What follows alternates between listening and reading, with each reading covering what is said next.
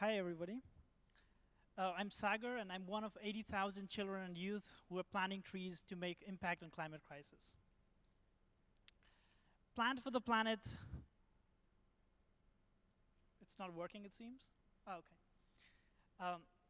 Plant for the Planet was founded by a 9-year-old Felix Finkbeiner who was inspired by Wangari Maathai.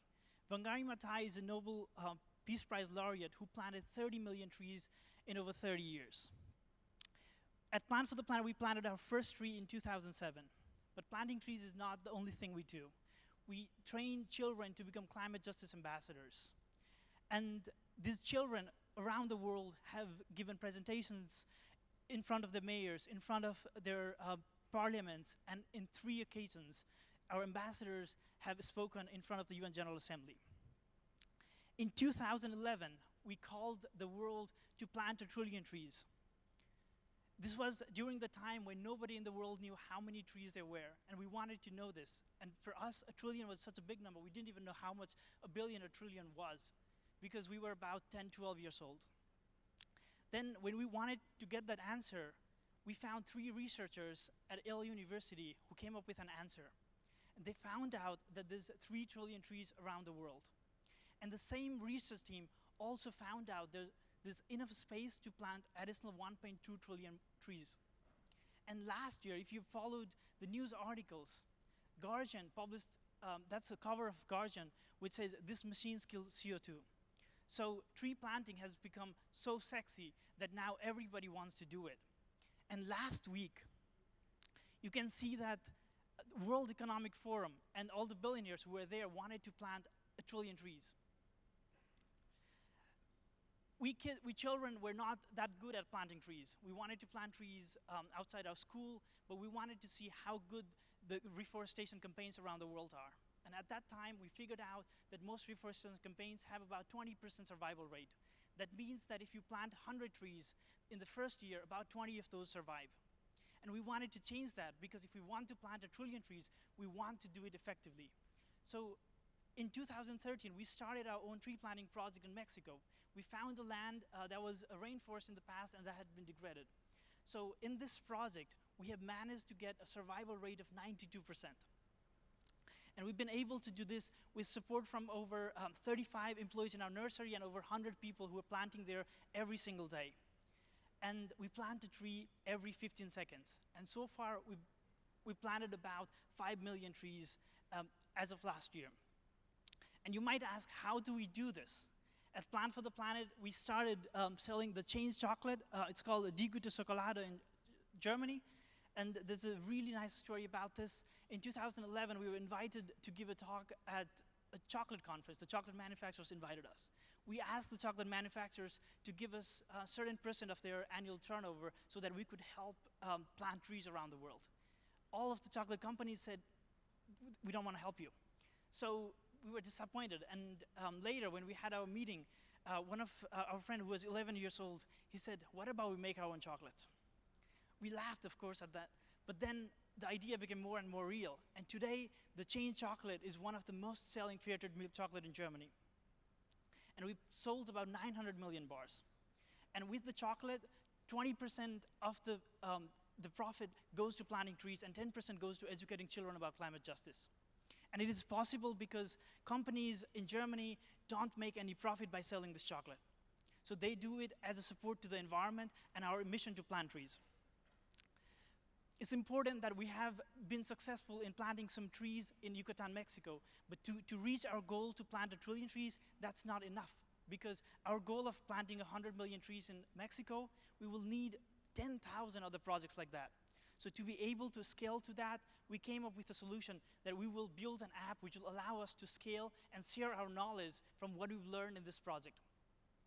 So in the app that you can already use gives everybody who wants to join it a personal tree counter. This is a place where you can register the trees that you planted. It is a count of your trees, and you can see where all your trees are in the world. You can find projects to donate. Just like we plant trees in Yucatan, Mexico, there's over 65 projects in the app that you can find around the world of different cost ranges, and you can make donations to these projects. you could see the reviews. How good are the projects? You can see how well is the survival rate, how many trees survive. You can, if you want to, you can plant a tree in Kenya, you can plant a tree in Brazil, you can plant a tree in Australia. These are all independent projects led by different nonprofits around the world. You can also compete with each other to plant trees. There's an example. In Germany, Vodafone started a competition among their employees. The CEO said, I'm going to double all the amount of trees that all the employees are going to plant. And they ended up planting about 40,000 trees in total last year. And competition also allows children around the world and students to create their internal competitions in their school. So if you want to organize tree planting by planting outside your garden or donating trees to different projects, you can do either of those and still become the leader of your school's competition, or you can organize your competition within your organization. One of the important features of the app is to allow everybody in the world to register trees. Let's say I planted a tree in my garden. I can use the app to record the location, to take some pictures, and if I'm super enthusiastic, I could measure the height of the tree and update it every 2 months or every year. That way I can tell the world that this is the tree I'm planting, and if it's dead, I can even mark it, the tree died. So this way we can effectively register the trees that people have planted.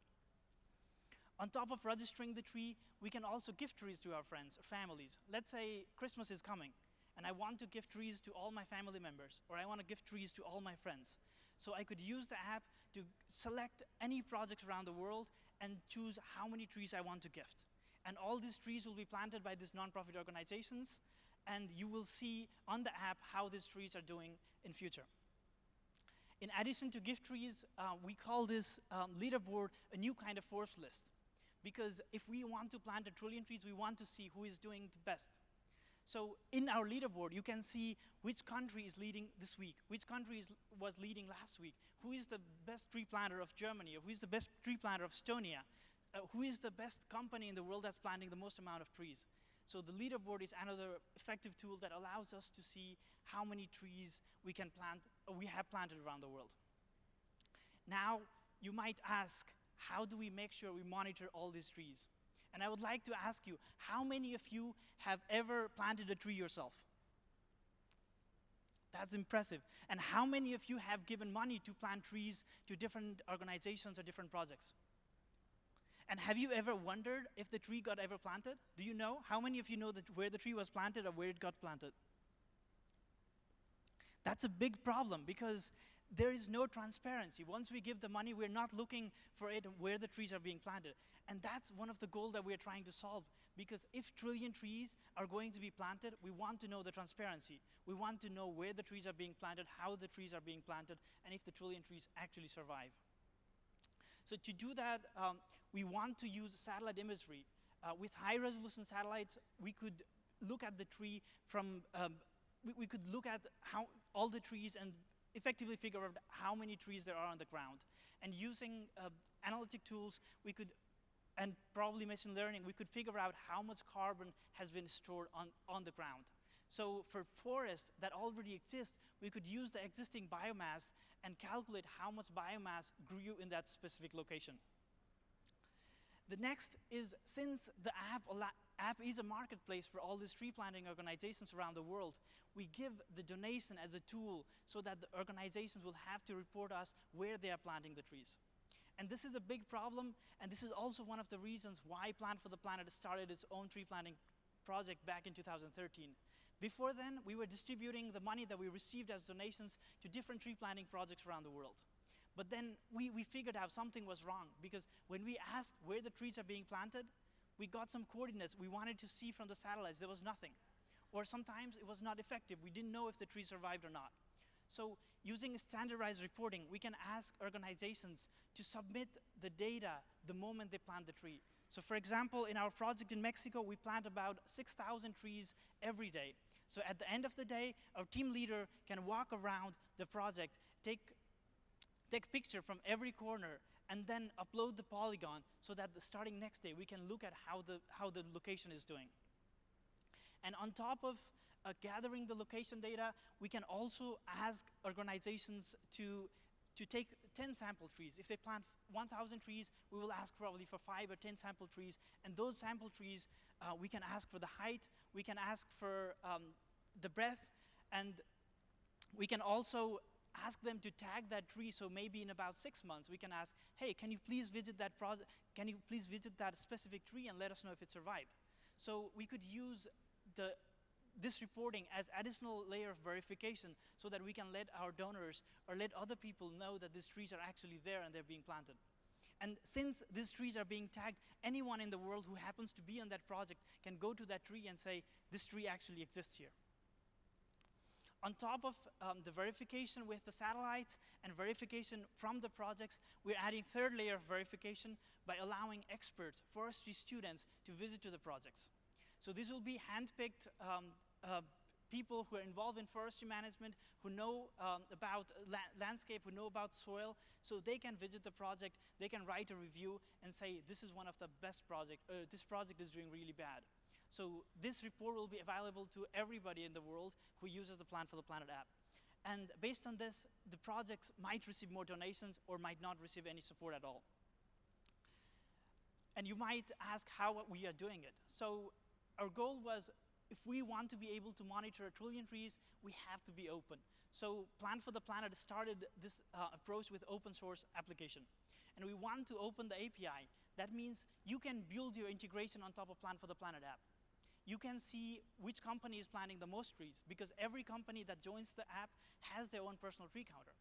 You can build your application. For example, if you have a flight booking software, you can add a check mark at the end of the form to say, I want to plant 20 trees to compensate this flight, or I want to support 100 trees. So by using our APIs, what you could essentially do is you could send a code to the user so that the user can use that code to come to our application and see where those trees are actually being planted. And you can do this with any project in the world, so you don't have to be tied into one specific project. The next is, we are completely nonprofit. So the app is being led by a nonprofit. And I'm aware that most of you here are startups who probably want to raise money and get sold, but we are not doing this for profit. And we are doing this because nobody is doing it. When we called for 1 trillion trees back in 2011, people didn't believe us because we are kids. And today, 9 years later, world leaders are saying we need to plant 1 trillion trees. And if we don't do this today, all the money that's going to probably help us plant 1 trillion trees is not going to be accountable, and there's not going to be transparency. The next is no commissions. While we do work like Airbnb, Uber, and other companies where you connect projects with the donors, Plant for the Planet does not take a single share of the donations. We want to make sure that the projects receive all the donations that a user provides. And on top of that, we even allow the projects to share their details. So if there is a millionaire or a billionaire who wants to support a specific project, you can directly call the project and give the money to plant trees. And the project can then ask us to register those donations, so then you can start looking at your trees from the application. We launched this application out of beta in September last year, and these are the numbers. We have about 65 tree planting projects around the world as of now. We have about 25,000 active users. We have about 41 euro average donation, and you can plant a tree from 10 cents per tree. You can already visit us on the web, Android or iOS, and download the app. And we're excited to see what the community in general can do with Plant for the Planet app. And since we are an open source team led by a really small team, we would love any kind of support. If you have a team of developers who want to contribute, we're more than happy to receive your support.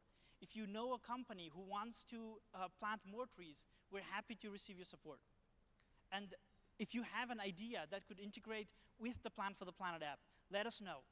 We want to be part of, and if you want to be part of the UN Decade of Ecosystem Restoration, we can help you be the change. Thank you.